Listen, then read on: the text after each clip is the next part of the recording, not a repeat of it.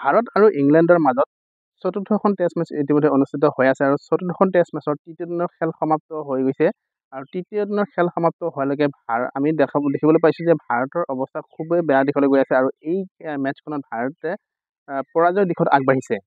তৃতীয় দিনৰ খেল সমাপ্ত হোৱালৈকে দেখিবলৈ পোৱা গৈছে যে ইংলেণ্ডে এটা মজবুত স্থিতিত আছে। ইংলেণ্ডে এতিয়াও 544 ৰান কৰিলে 7টা উইকেটত আৰু এতিয়াও কেপ্টেইন বেন ষ্টকছৰ দৰে বেটছমেন এতিয়াও ক্ৰিজত থকা দেখিবলৈ পোৱা গৈছে। 77 ৰান কৰি এতিয়াও নট আউট হৈ আছে আৰু তৃতীয় দিনৰ খেল সমাপ্ত হৈছে এতিয়ালৈকে।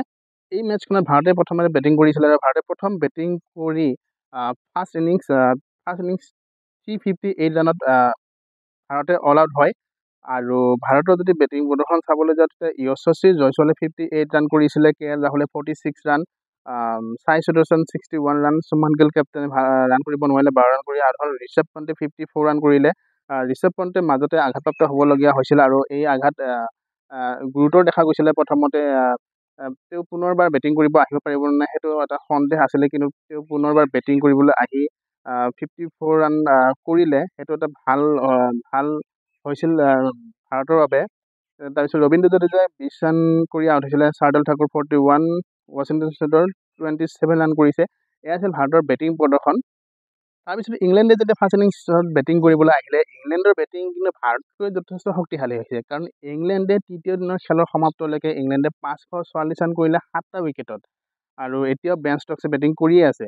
আৰু ইংলেণ্ডৰ বেটিং প্ৰদৰ্শন যদি আমি চাবলৈ যাওঁ, জেক কাৰ্লিয়ে 84 ৰান কৰি আউট হৈছে, বেন ডকেটে 94 ৰান, পপ 71 ৰান, জ' ৰুটে 150 ৰান কৰিছে, হেনৰি ব্ৰুক 3 ৰান কৰি আউট হৈছে। বেন ষ্টকছৰ দৰে বেন ষ্টকছে 77 ৰান কৰি এতিয়াও নট আউট হৈ আছে। তো ইংলেণ্ডে যদি ডে ফ'ৰত যদি এটা ছেশ্যনো বেটিং কৰি যদি ইংলেণ্ডে 250 ৰানৰ লিড লৈ লয়, 250 ৰান বা 300 ৰানৰ লিড লয়, তাৰপিছত ভাৰতৰ কাৰণে কিন্তু বহুত অসুবিধা হৈ পৰিব। ভাৰতৰ কাৰণে এই মেচখন বচোৱাটো বহুত অসুবিধা হৈ পৰিব, কাৰণ প্ৰথমতে 250-300 যি লিড ছেকেণ্ড ইনিংছটোত ভাৰতে সেই লিডখিনিত বৰাবৰ আনিব লাগিব, ৰানৰ বৰাবৰ আনিব লাগিব। তাৰপিছত আকৌ ভাৰতে টাৰ্গেট দিব লাগিব ইংলেণ্ডক। তাৰ বাবে ভাৰতে কি কৰিব লাগিব? তাৰ বাবে ভাৰতে অধিক শক্তিশালী বেটিং প্ৰদৰ্শন আগবঢ়াব লাগিব আৰু কমেও ছেকেণ্ড ইনিংছটো 506 ৰান কৰিব লাগিব। 506 ৰান কৰাৰ পিছতো কিন্তু ইংলেণ্ডৰ টাৰ্গেট খুব বেছি 200-300ৰ ভিতৰতে থাকিব ইংলেণ্ডৰ তাৰ জয়ৰ বাবে টাৰ্গেট। কিন্তু ভাৰতে সেইটো সম্ভৱ কৰিব পাৰিব জানো? সেইটো সম্ভৱ কৰিব পাৰিলেও কিন্তু ভাৰতৰ জয় নিশ্চিত নহয়, কাৰণ আৰু 2টা দিনৰ খেল সমাপ্ত আছে। এটা ছেশ্যনটো নিশ্চয়কৈ ইংলেণ্ডে হয়তো বেটিং কৰিবই কালি ডে ফ'ৰত। তাৰপিছত যি আছে এটা দিনত 80-90 অভাৰকৈ খেল হয় টেষ্ট মেচত, গতিকে 2টা দিন আছে। 2টা দিনত যদি এটা দিনৰ খেলত চতুৰ্থ দিনৰ খেলত 30 অভাৰো যদি ইংলেণ্ডে বেটিং কৰে, তাৰপিছত বাকী ৰ'ব ভাৰতৰ হাতত 160 অভাৰ। 160 অভাৰ যদি ভাৰতে ইংলেণ্ডক কিমান সময় দিব, কিমান টাৰ্গেট দিব? মইতো ক'ম এই মেচখন ভাৰতৰ হাতৰ পৰা গৈছে। ভাৰতে এই মেচখনৰ পৰাজয় হোৱাৰ দিশে আগবাঢ়িছে। যে ভাৰতে যদিও কিবা কাৰণত 150-200 ৰানো কিবা কাৰণত টাৰ্গেট দিব পাৰে, অধিক শক্তিশালী বেটিং প্ৰদৰ্শন আগবঢ়াৰ পিছত 150-200 ৰানৰো যদি টাৰ্গেট দিব পাৰে, তাৰপিছতো কিন্তু ভাৰতে এই মেচখনৰ জয়লাভ কৰাৰ বাবে কঠিন হ'ব। জয়লাভ কৰা কঠিন হ'ব, কাৰণ আমি প্ৰথম ইনিংছটোত ভাৰতৰ বলিং প্ৰদৰ্শন চাইছোঁ। প্ৰথম ইনিংছটোত ভাৰতৰ বলিং প্ৰদৰ্শন একেবাৰে বেয়া হৈছে আৰু তেনেকুৱা বলিং প্ৰদৰ্শন কৰিব লাগিলে এই মেচখন ভাৰতে একেবাৰে জয়লাভ কৰিব নোৱাৰে, কাৰণ যশপ্ৰীত বুমৰাহ, মহম্মদ চিৰাজৰ দৰে বলাৰো এই মেচখনত ফাৰ্ষ্ট ইনিংছটোত ভাল বলিং প্ৰদৰ্শন দেখা নগ'ল। যশপ্ৰীত বুমৰাহে 28 অভাৰত 95 ৰান দি এটা উইকেট লাভ কৰিছে।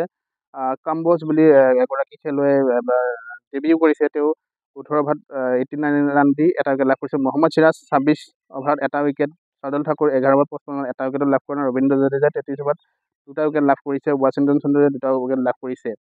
তো বলিং প্ৰদৰ্শন চাবলৈ গ'লে মেইন যিকেইগৰাকী বলাৰ মহম্মদ চিৰাজ, যশপ্ৰীত বুমৰাহ, তেওঁলোকৰ বলিং প্ৰদৰ্শনতে আমি আশা কৰোঁ, কিন্তু বুমৰাহৰ দৰে বলাৰে যেতিয়া বলিং প্ৰদৰ্শন বেয়া হয়, তেতিয়াহ'লে সেই মেচখনত বৰ এটা আশা থাকি নাযায়। তেতিয়াহ'লে চাবলৈ গ'লে তৃতীয় দিনৰ খেলৰ শেষলৈকে সকলো ফালৰ পৰা ভাৰতে এই মেচখনত পিছ পৰি ৰ'ল। উইনিং প্ৰেডিকশ্যন যদি কৰিবলৈ যাওঁ, তেতিয়াহ'লে মইতো ক'ম ভাৰতে এই মেচখনত 5%, মাত্ৰ 5% জয় হোৱাৰ চান্স আছে। 15% ড্ৰ কৰাৰ চান্স আছে আৰু 80% ইংলেণ্ডে জয়লাভ কৰাৰ চান্স আছে এই মেটচখনত। আশা কৰিম যি দুদিন খেল বাকী আছে এই দুদিনৰ খেলত ভাৰতে শক্তিশালী প্ৰদৰ্শন আগবঢ়াওক, বেটিং হওক বলিং হওক দুয়োটাৰে শক্তিশালী প্ৰদৰ্শন আগবঢ়াওক আৰু এই মেটচখনত জয় লাভ কৰিব নোৱাৰিলেও মেটচখন যাতে ড্ৰ কৰে, কাৰণ এই মেটচখন হাৰাৰ লগে লগে কিন্তু ভাৰতে এই চিৰিজটো হাৰিব লাগিব, কাৰণ ভাৰতে 2-1 এই চিৰিজটো পিছ পৰি আছে অলৰেডি। গতিকে এই মেটচখন হাৰাৰ লগে লগে 3-1 ভাৰতে এই চিৰিজটো হাৰিব লাগে। আৰু এখন মেটচ বাকী আছে, আৰু এখন মেটচ বাকী ৰৈছে বাৰু, কিন্তু সেই মেটচখনৰ নাযাবই ৰিজাল্টটো এইখন মেটচতে আহি যাব চিৰিজটো হাৰা জিকাৰ ওপৰত। গতিকে এই মেটচখনত যদি জয় লাভ কৰে বা ড্ৰ কৰে তেতিয়াহ'লে এই চিৰিজটোত বাচি থাকিব ভাৰতে, আৰু পঞ্চমখন টেষ্ট তেতিয়া চাবলৈ ভাল হ'ব আৰু ভাল লাগিব চাই পঞ্চমখন টেষ্ট মেটচ। তো আশা কৰিম সেইটো কৰিব পাৰিব ভাৰতে। দুদিন ৰৈছে খেলখনৰ, আৰু দুদিনৰ পিছত ভাৰতৰ কি হ'ল মেটচখনৰ ৰিজাল্টৰ বিষয়ে জনাম। চাই থাকিব ভিডিঅ'বিলাক ভাল লাগিলে সকলোৱে লাইক শ্বেয়াৰ কৰিব, লগতে চেনেলটো ছাবস্ক্ৰাইব কৰি দিব নাপাহৰিব। ধন্যবাদ।